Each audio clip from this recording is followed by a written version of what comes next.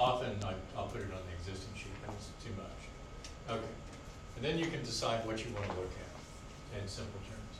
So all of this stuff is provenience-related material, and basically there is no provenience-related material because what we did was just basically unit 7, I think, maybe a few of the others. But let's look at debitage type.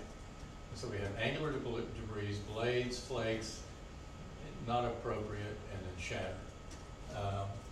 And then we're going to look at condition here. Not appropriate. So distal, lateral, medial, proximal, whole, grand. And just to get the numbers, you pull it down into that, so you do the values there. So there's your numbers of all of these things, whatever. So obviously, 646 flakes, 193 shatter, angular debris, I'm not sure, angular debris and shatter or differences? We decided to group them. Okay. So Yeah, I think I would group those two. There are 5 blades, okay, not a big thing. And NAs are 1, not a big thing. So there are different ways you can do this, but what I'm gonna do, rather than go back and do everything, I'm just copying part of that and pasting that table. You can't edit this, you can't edit a pivot table. Mhm. It is what it is, okay? So what we're gonna do is we're gonna do shatter, well, angular.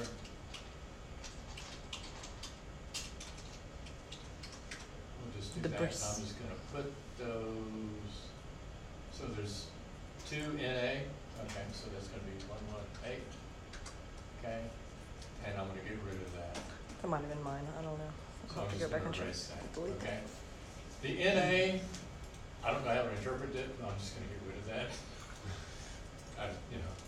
So what we have here is we have a table. You can format it so you can see all the bits and pieces of it.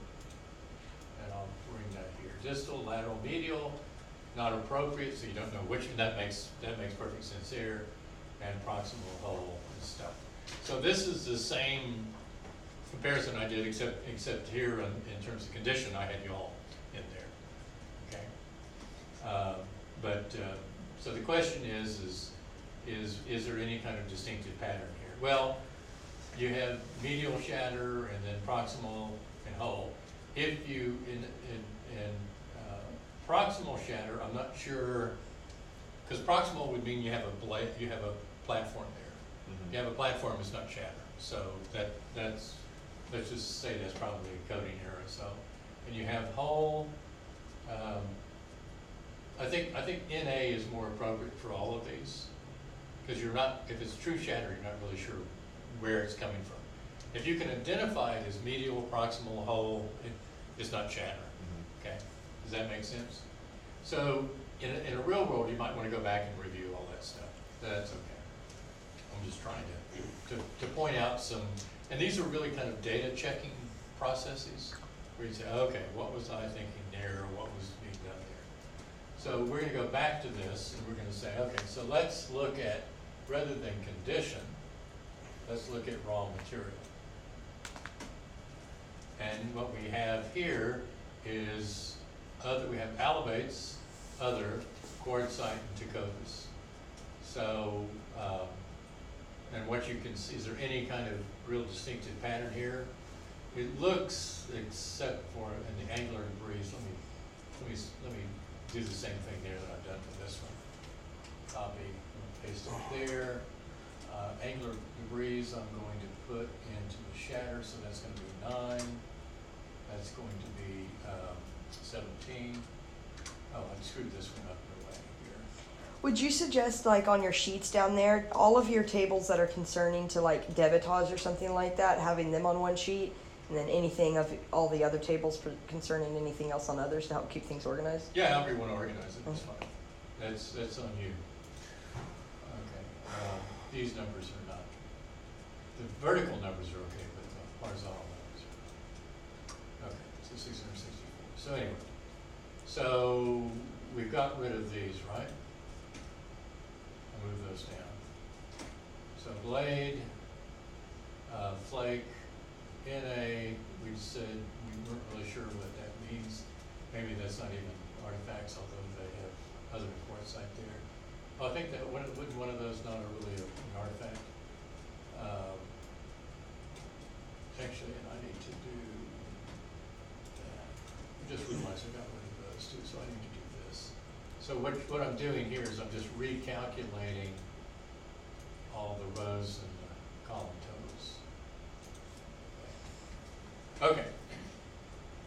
So blade, flake, and shatter. Blade, flake, and shatter, angular debris. So what we can see here is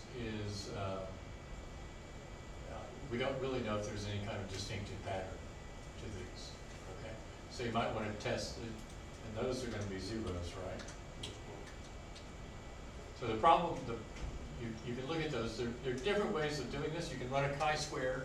Remember, a chi-square, when you're doing a test of independence here, is you're comparing the interaction between one to the other. You know, between your row columns to your column toes. Rows to columns. Anyway, so you have to remember that. I just reviewed a paper where basically they were saying they would look at this and they basically calculated percentages. So that would be divided by that. Let's do this. Whoa, come here. So your percentages here. Oh, okay, yeah, that's right.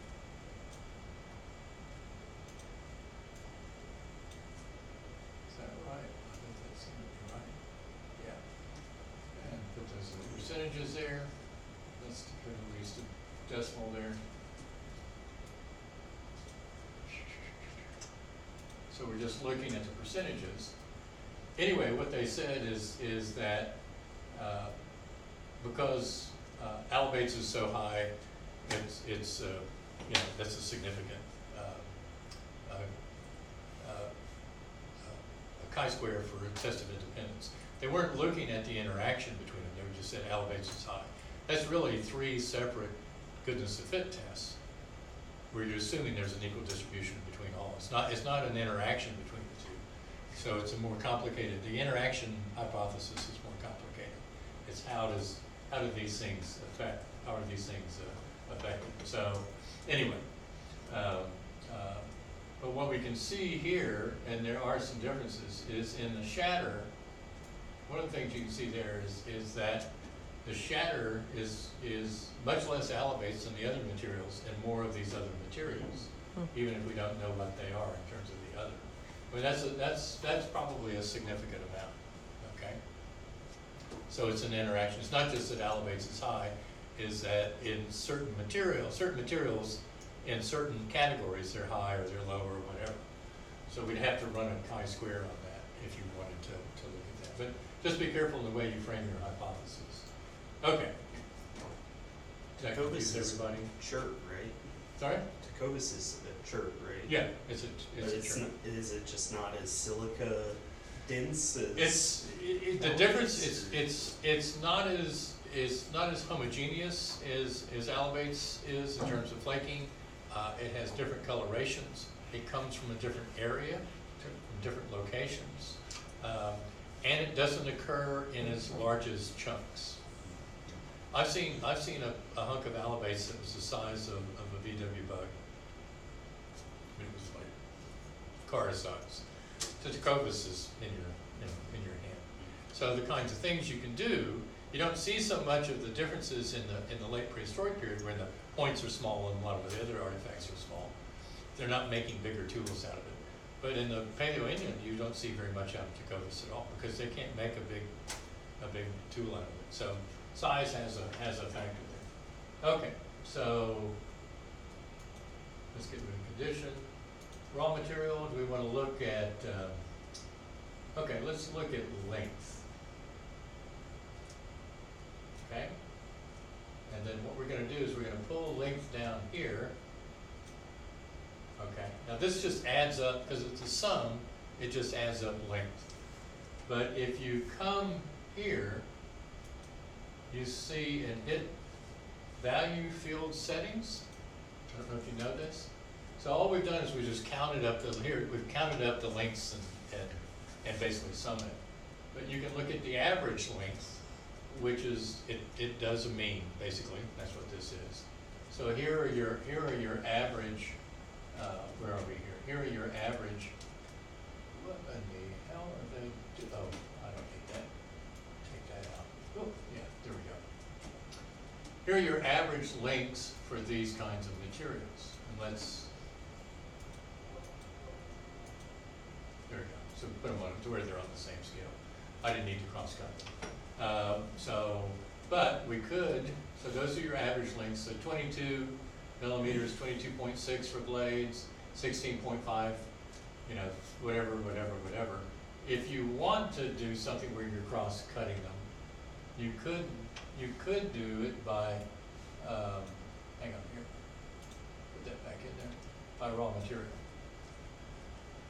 So there you're looking at really a matrix of means for those materials. So, for instance, let's just look at flakes. Alabates, the mean length is 16.3. For other materials, it's 23.1. Okay. For quartzite, it's 20.7. For Tecovas, it's 12.9. Okay. Again, reflecting the size of the raw material of clothes. So what you're seeing there, just amongst the flakes, is there's probably significant variation amongst the flakes. Now, what you would need to do to compare that is you could do analysis of variance on that if you wanted. You could do, if you were comparing, let's say, Alabates to Tecovas, you could do a t-test. And if you want to get that, the information you'd need for a t-test, you come down here, and its standard deviation P is population. Standard deviation without the P is the sample calculation. Remember, there's a difference in the calculation. So now those are the standard deviations. So you can calculate the means and you can calculate the standard deviations in seconds. You can also basically do t-tests and with the raw data themselves, okay, which is probably more efficient. But you're trying to, part of what you need to do in this paper is summarize the patterns and look at comparisons and all this. So now what you would do here is you would write out, this was 16.3 and then plus or minus 9.3. So that's the mean and standard deviation for Alabates flakes. It's a fair amount of deviation there. Okay, not a big surprise. Okay, so but you can go through and systematically provide the reader with simple descriptive statistics with this. Everyone's looking at me like they don't understand or they're bored. I don't know which. Okay. I'm just listening. So other things we can do, let's see, raw material, we can use raw material as a filter.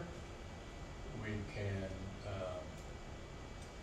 we can do that better. We can do that better outside of let's go back to the data. Let's say we want to look at, come on, these are all data, this is all debitage. And let's say we're going to look at length and width as a plot. Okay, so insert scatter plot. Somewhere we should have a scatter plot. Where did I put that? Maybe it's up here. There you go. So there's the scatter plot of the data you're all collecting. Purple. Not sure what that's telling me. But that's a strange plot. You'd expect it to be somewhat linear.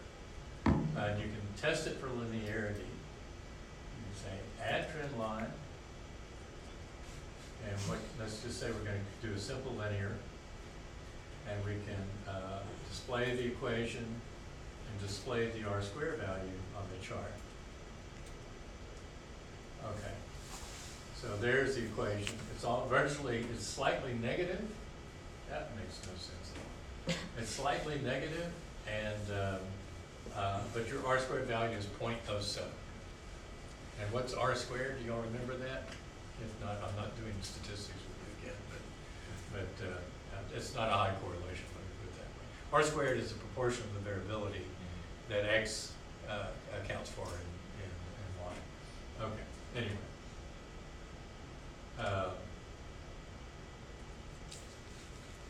That's kind of strange, actually. Why is it like that? User error. Huh? Maker error. Could be. Error collecting the data, probably. Yeah. Okay, so anyway, but you can do things like this. We can do thickness and weight. Did we? Oh, we didn't do weight. We didn't do weights. We didn't do weight. Okay. Let's do width and thickness and see if that looks a little bit better.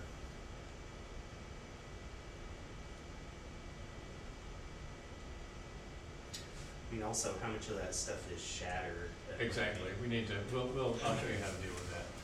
Enable. Let's try that. We can't update links. What are the links? Are those? I don't know what links this says. Worksheet A. Oh, yeah. Close.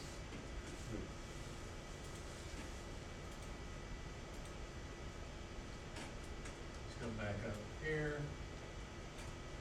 Okay, that looks more normal.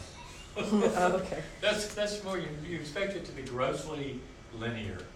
So if we hit here, and we're going to do add trend line, go back up and hit equation, put R squared, okay. So there's your linear regression, 0.168 times X plus 0.2 whatever, and your R squared is about 0.32. 0.3, 0.5 would be pretty good. Would you like the equation within there, or do you want it, is that up to us on how we display that? It's up to you. It's up to you.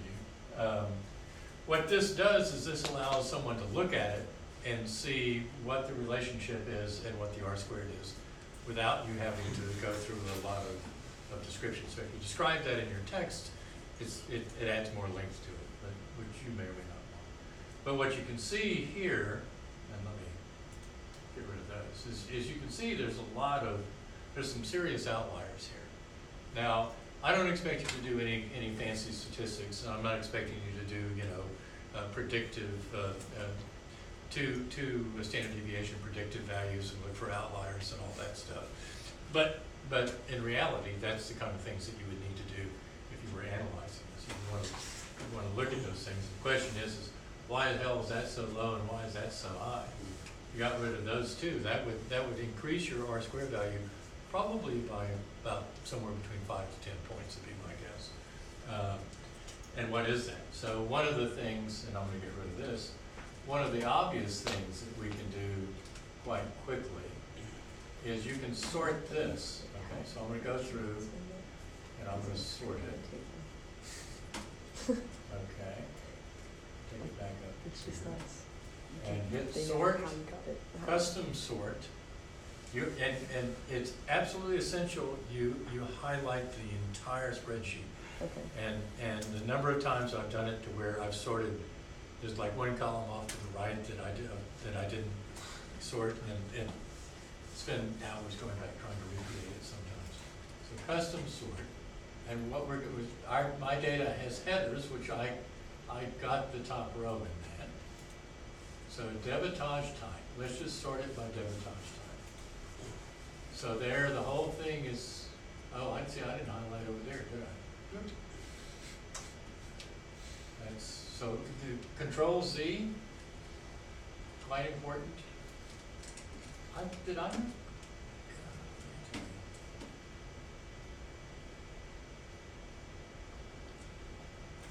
So If you just I'll Control move that A over. to select everything, would that it might be. be?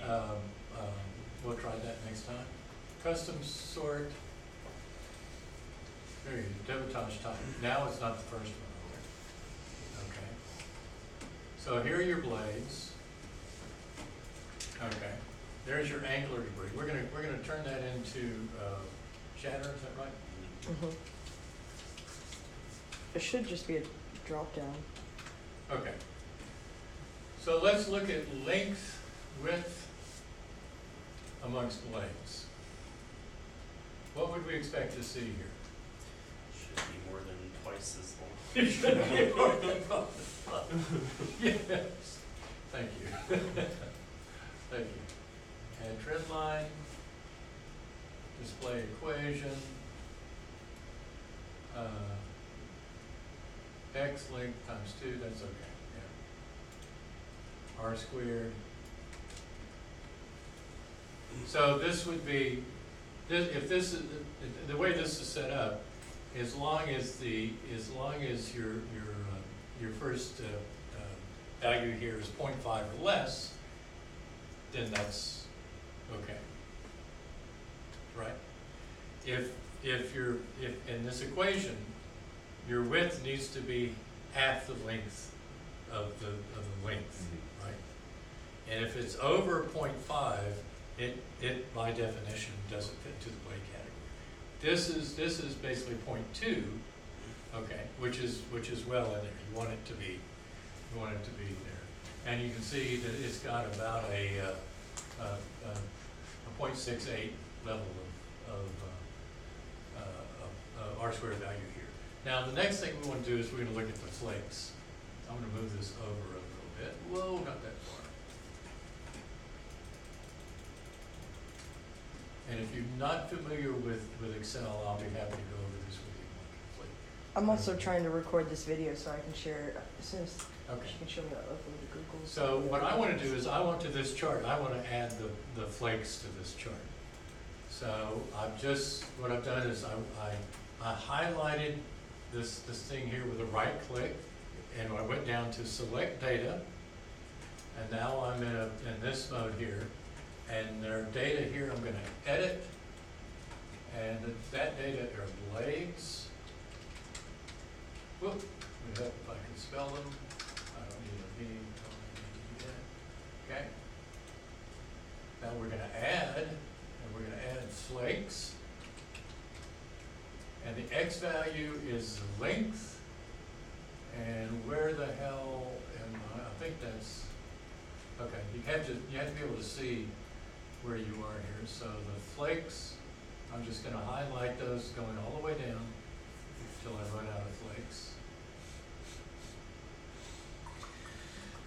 Say there were like 600 of them. Yeah, there's sure a few. Okay, I'll speed that up a little bit. There you There you go. Okay, so there's flakes. And I've never understood what this equals 1 thing is. I just don't get it. But here's the width, and we've frozen the top one. So the Y series thing, is that the number of cells across, I guess? I don't know what it is. I don't know what I it think is. Okay, so there's that. Hit OK. Let's get rid of that. So there are blades right there. I think there's been some data entry errors here. Do we really have entries that are 600 millimeters? Were we recording in millimeters? Is it, could that be like the count? 'Cause Yeah, that goes- would Yeah. be the number. Yeah, because that's. No. Shouldn't be. There shouldn't be anything in there. No, I sure as heck didn't click. I was gonna say, I didn't get anything that large. It shouldn't be the count. It should be the.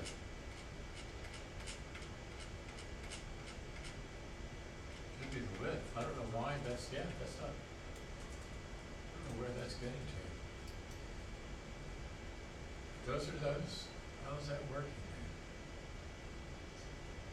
How do you, is there a way to reopen the little, It's not on the pivot. It's Options. not on the pivot table though. I don't know if that's. I don't know what's going on here. Let's see.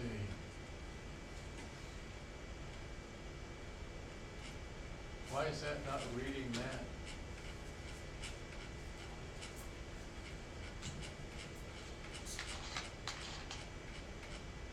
I don't see anything outstanding. No, not at all. Nothing like that. What the hell is it doing? Well, That delete makes and try no- again. I don't know. That makes no sense at all.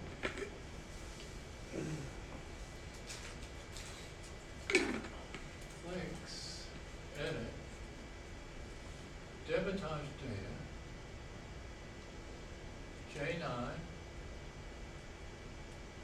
to 654. I9. That makes no sense. What is it doing? Are you sure the bottom's not the count? I mean, this works perfectly fine. It's in that range. Why add? Ah.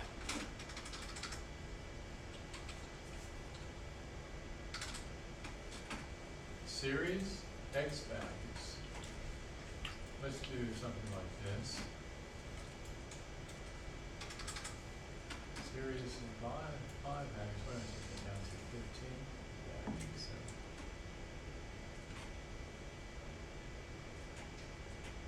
30, 40. Is that right? It's not No. 600. Okay, here's the length. Maybe Yeah, length is down at the bottom, and then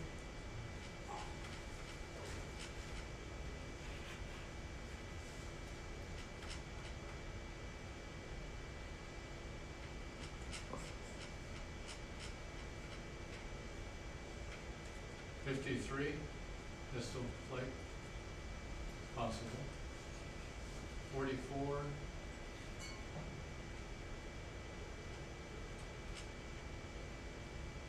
Ah. 7. You can't edit it when you're selecting data. Why was that? Oh. Those were oh, because they weren't a double M. I guess I just had a single M. they were triple M. Triple. Let's see if that did.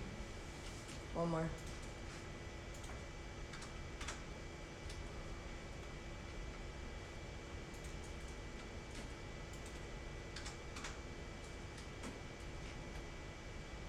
Okay, now let's try that again. Okay. Cool. Big difference there. What is going on with this? Sorry about my M's. Okay, and so we're going to add a trend line, display equation, display R squared. And then we're going to pull this one over here. You can see that. So, anyway, so you can kind of see the pattern there. Now, what's interesting is you could say, hey, you're looking at this trend line. Why aren't these flakes down here? Why isn't everything down here blades? What's the reason for that? I mean, you don't really know, but the ones that were identified as blades, and let's say that they had the proper set of attributes. There are a lot of flakes that are narrower than they are wide, seriously narrower than they are wide, that don't qualify as blades. So that doesn't if I coded this data, that wouldn't bother me at all, because I have a certain set of attributes, and they have to have linear patterns on their linear flake scars on their dorsal surfaces, reduced platforms, et cetera, et cetera, et cetera. So that's no big deal. But what you see here is that there's just a range. But now what we can also do here, let me get rid of that. Coder. Doing this on a little skinny table like this is. There are a lot of things that you can do with your sort, custom sort, debitage type, add a level. We're going to do raw material type, okay? And hit OK. So we have here, blades are all, let's just look at flakes. So we're going to have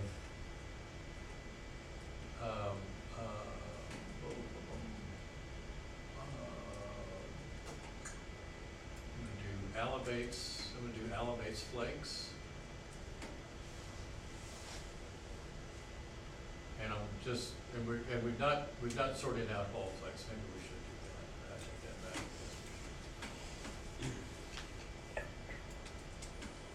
Let's do all flakes.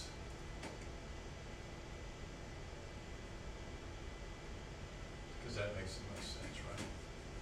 Sort, custom sort, debitage, raw material, pad level, condition, okay? So, we're gonna have debitage type, and the order you do those in, the order that they do, what they'll do. So we're gonna go to debitage, we're gonna go flakes, we're gonna go to whole flakes, and then look at it by raw material. I hope. So medial in a, where am I here? A shatter, okay. So whole elevates is proximal whole elevates, and I'm gonna look at length and width. Does this make sense? Whole elevates. Come on. Oh, no. Okay. Should be fairly easy because there's almost nothing but. Okay. Insert. Okay. So that's a much nicer, neater add trend line, display the equation, display the R squared. And so there's kind of a typical of the, it's in the 40 to the 50 range in terms of the R squared values. So let's look at how the others, we're going to go select data, and I'm just going to put a label on this, and we'll call that elevates. Okay, so I've named that. Now we're going to add, and we're going to go to, let's see if we have the note down. Port site was the next biggest category. Yeah. Well, let's do quartzite. That's I think is quartzite. X value is, and you just highlight the ones that fit in there, right? And what we're looking at here, and it's important to remember, is we're looking at the relationship between length and width. We're not looking at our elevates flakes larger than quartzite flakes, longer or wider, or you can multiply those and look at the average square dimension. We're looking at, is the relationship between length and width different between quartzite and elevates. So we're gonna hit, let's see, yeah, hit add trend line, display the equation, hit that. Let's pull those down where we can see it. And so what we can see is and you can see how the lines come in here. While the lines are crossing over, there is a difference. And if you did a test, you'd see that there is a difference here. You can also see that there's a much tighter prediction of width by length with elevates than there is quartzite. Okay, it's a tighter pattern.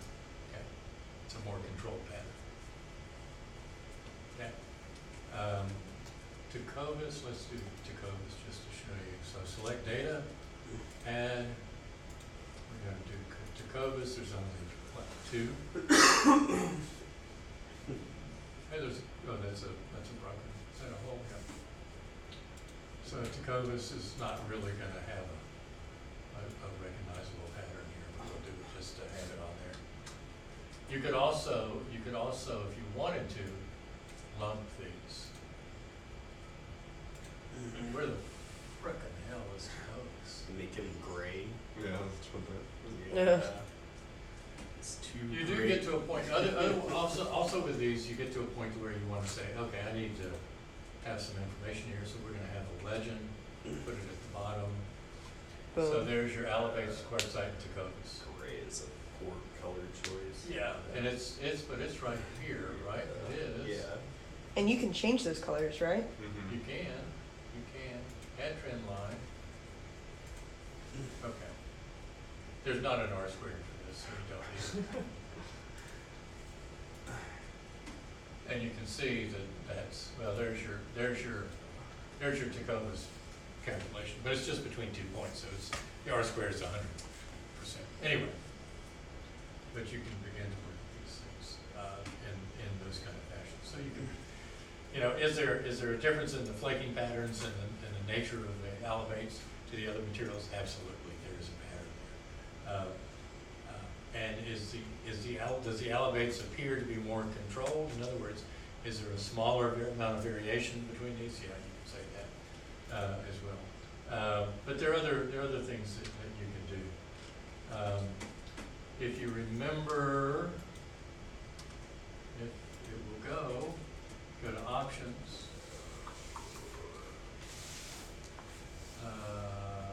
add-ins. Is that right? Yeah. Go. We're going to do analysis pack and solver. Okay.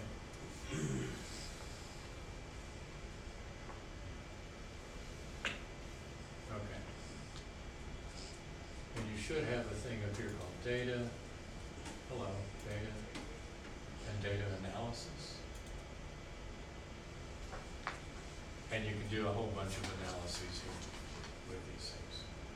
But what you need to do is go through and just look at some of these things. One of the things that this does that is useful is you can do descriptive statistics, and let's say you have an input range for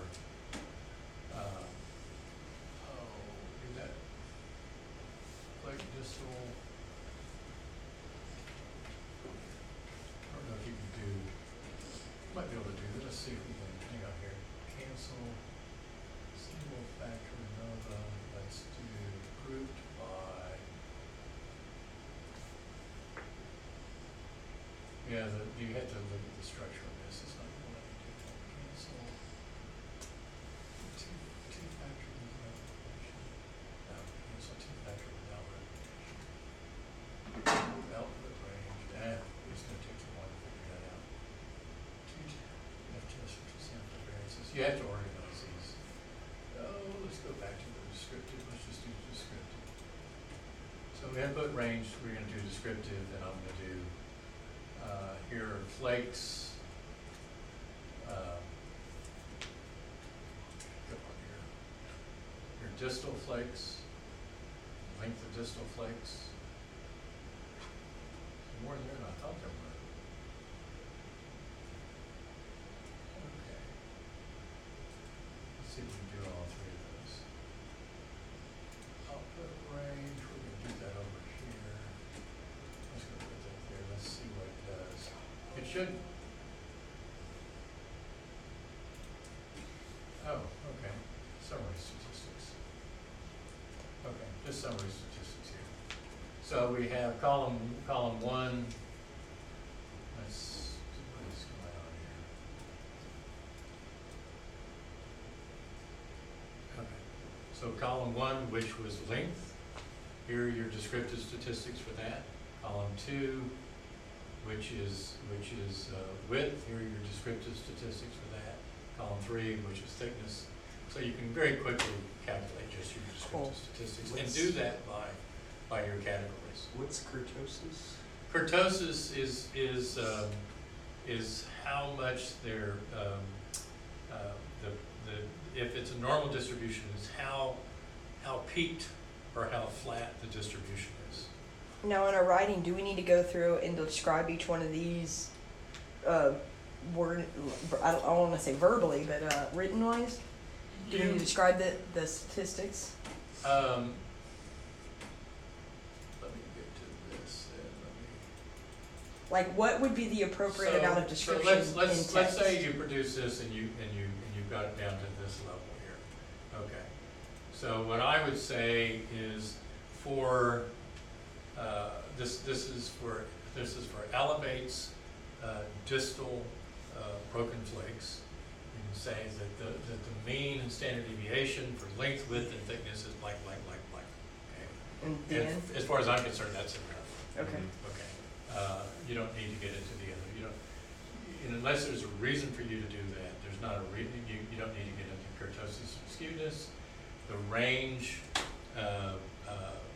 You might want to say the min max or these values. That's a useful bit of information. But other than that, your sum. is just some things, but you'd say there's 156, so the count, standard deviation and a mean and standard deviation, and then the mean max range. Cool. That's more than enough. That describes the pattern that you see there. And what you want to do is you want to write that. What I would do is I'd write it in a way where I say, okay, here's the Alabates distal flakes, here's the whole flakes, here's the Alabates proximal flakes, here's the lateral frame. So you describe each one of those categories in very simple terms. It's easy to put this into a table. Okay, say here are the basic descriptive statistics in a table. You don't have to have a lot of verbiage to go through. The verbiage, I mean, you read through that stuff and it's like fucking pulling teeth, man. It is boring as hell, and I know that. But it also gives a basic description of what's going on and how the Alabates material compares to the other material in terms of the raw material is worth having those descriptive statistics. You can say there seems to be a difference between, you know, the length of Alabates flakes compared to the length of quartzite hole flakes. And here's a t-test to test that. And you can test that. I mean, quite easily. So, and if you're doing it, if you do any statistical test, then write out just write out in parentheses, write basically what your test is. So let's say you do a t-test, okay, and then you basically a t-test, and then you have a value like, let's say 7.2. Then you have your degrees of freedom equals whatever, and then you either have a critical value or a p-value, right? Y'all remember that stuff? Vaguely. So the critical value is the cutoff point. The p-value is the actual probability for that test. P-values are more meaningful in that sense, but I'll go with either one. But you'll put then the p-value equals whatever, close parentheses. That tells me everything I need to know, that you've done a t-test between these two variables, or whatever that test is. If it's an analysis of variance, then you just say, you know, the ANOVA F score is this, degrees of freedom, put it all there. You don't have to have the whole big table. Yeah, if you want to have the table in there, if you need to take up some space, make some space, you can put the table in there, but you don't have to. Don't put the wrong. Are you more concerned with the paper being mostly wording or mostly table? Yeah, I mean, what you're doing is you're going through and you're comparing things. So what I want you to do is to look at the data and compare the patterns that you see in these data. And I have no idea what patterns you're going to find. I mean, I know we're looking for a 30 to 50 page count, but I mean, as far as taking up space, I mean, we should have plenty to take up space, right? Like, we shouldn't be looking for fillers. Like, there should be enough that we can. You know, everyone's going to be doing it differently, I think. So, but what I want you to do is systematically go through and look at the data. And so you created all these data, okay? You're all working from the same thing. So there's not a problem with that. You created the data, and we're just assuming that they're all 100% right. Don't go through and don't do the person evaluation thing. I just did that for your all certification. It's my fun.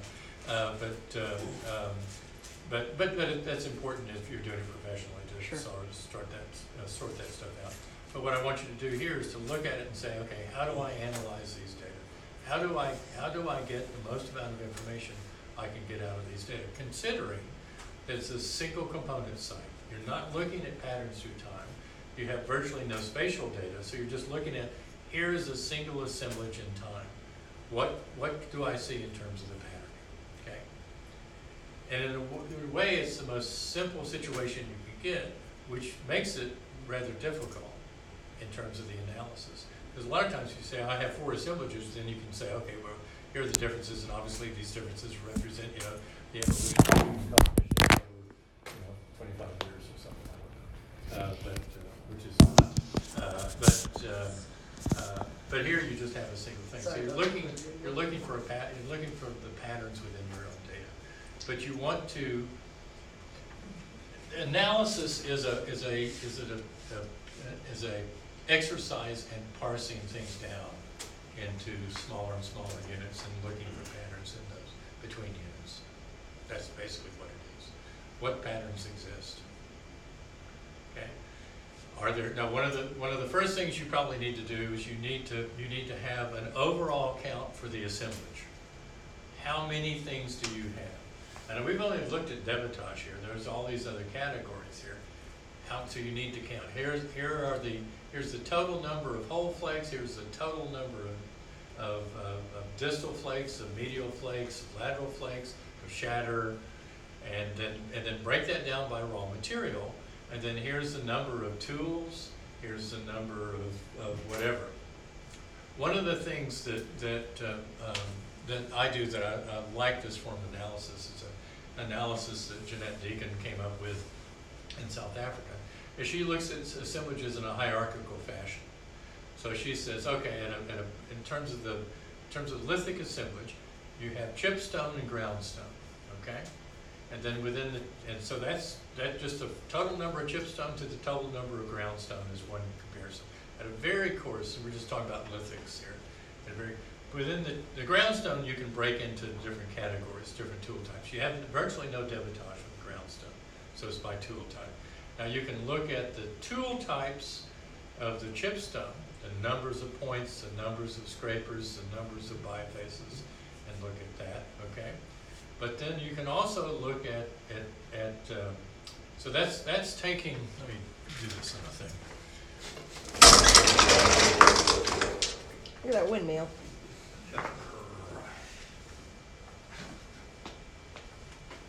It's a nice windmill. Ah, yeah, didn't see it. Okay, so you have artifacts, Nice. chipped, ground, okay, chipstone, you have debitage, you have tools, And right? you've given us this flow chart, this You flow, have right? cores, And we have it in the book. okay, yeah. Debitage, you have whole, broken of various types, other, okay? And then you can also cross-cut this by raw material, okay? But if you look at it hierarchically, it gives you a structure by where you can compare. So is it a useful comparison to compare the number of whole elevates flakes to groundstone tools? If you structure it in a way that makes sense, perhaps. But there's a kind of an internal logic here that kind of makes it more easily. So it's more important to look at the whole to broken ratios, okay, between different flakes and raw material types, than it is to look at the number of whole alabase flakes to the number of sandstone and grindstones. I mean, that's, why would you want to do that? It doesn't, I'm not saying it's wrong, I'm just saying that you have to structure your argument in a way that would make that make sense, and I just don't know how that would be done. But I'm not saying it can't be done, I just don't know how it would be done. Where here, if I look at the whole, broken, and shatter categories, then that gives me an indication by raw material, that gives me an indication of how effective these people were as lithic technologists in terms of producing tools from different kinds of raw materials. It may give you a hint as to why certain kinds of raw materials are not used for certain kinds of tools. Maybe they just don't flake properly. Maybe they just don't work very well that way. If you look at the number of your debitage, to compare that to debitage to tools to cores, that gives you an idea of how this thing fits in a general reduction sequence pattern across a landscape. Now we're about, God, I want to say about 40 kilometers from elevates. So all of the elevates that occurs at this site was brought there on somebody's back or pocket or whatever they were. And so it was carried there. So they didn't, and it's a long way, it's a hard walk. I mean, and they didn't do it, you know, just at the drop of a hat. I mean, it was an effort there. So how their technology plays out, say for instance at the quarry site as opposed to at this site, which is a small farmstead a hell of a long way away from the source, you know, maybe what they're doing there is they're only bringing, you know, quasi-finished tools and almost no cores to this site, and the stuff that's created from the production of tools is used as the debitage that you're seeing here. But what you're not going to see here probably is a situation similar to the quarries, where there are cores everywhere. Just all over, because a lot of them are failed cores, you know, so you see a lot of cores there because they're doing a lot of primary reduction. Here, they're not doing primary reduction. You're not finding alabates with a lot of cortex on the surface there. So there's another indication there. So you might want to look at the percentage of cortex on debitage to see if there's any kind of a pattern there. Does quartzite have more cortex on it? Quartzite occurs on the site. It's on the site. All of these sites have quartzite cobblers all over them. So if they want to make a tool out of quartzite, they just reach down, pick it up, and knock it. How big is the quartzite? That big to this big. I mean, it's within two of Jacobus, you said, is pretty small. Sorry? Jacobus is small. Jacobus is small. Yeah, it is. This is from Unit 2. Are these Unit- some of the larger Yeah, Stones in unit there. 2 was that pit okay. out front. And the pit was dug into the Pleistocene terrace, which is all quartzite. Okay, so then those are probably. So some of the those are just burned cobblers or quartzite something. probably because it was burned in there. And that's just the pieces, you know, that was probably, some of those burned pieces of quartzite was probably, the quartzite was on the ground that got burned because they built a fire on top of it. Not because it was Right. part of some grand scheme of architecture. Well, and I always like to consider natural fires that come by too. And you have natural fires too. Yeah. So there's range fires that come through there all the time. It's actually a danger. But We got a little digression. We got into Arcadis, a project that I was working up in Washington. We were working with the Colville tribe, and we had oversight for both. We had tribal oversight as well, and so our guys found a little FCR pit, but they thought it was kind of scattered burning, so they considered it a brush grass fire, and the tribal guys kind of wanted to argue that, and so we got into a bit of a discussion. yeah, but they it happens. can Yeah. claim that this is some sort of Yeah, a and ceremonial thing. Yeah. Anyways. Yeah, and I'm not saying it's not. I'm just. Oh, and yeah, I wasn't there. I wasn't the archaeologist, but I've seen people, let's just say, pull your leg. Yeah. And that kind of stuff a little bit too. anyways, And I'm it's a not- slight you know, digression. It's in relation, but Yeah, but story I'm time. not, but then, you know, you go out, we worked and lived on Nabe Pueblo, for a summer, and they had shrines everywhere. I mean, over this huge pueblo, it's between Santa Fe and Taos, and you could hardly walk the distance of this room without going into a shrine, and you couldn't tell it. It was just like a couple of rocks on this, you know, just there in a small pile, or, you know, three together or something like that. It's like, how do you know? Virtually the whole landscape is a sacred. And that was landscape. them saying. And I didn't, you know, we weren't contesting on that, but then how do you recognize that and record it? Well, you can't. Yeah. I mean, when there's literally three rocks together and they call that a shrine, okie dokie. You know, but it's not it's from an archaeological point of view, it's not a recognizable I site. feel that. Anyway. Anyways, sorry. Okay, does this make sense? Yeah. Sort of? And I got the video, so I'll give it to you guys. Okay. So that way it's got all of this. If you all have you get into it and start playing around with the data, and if you have questions, come see me.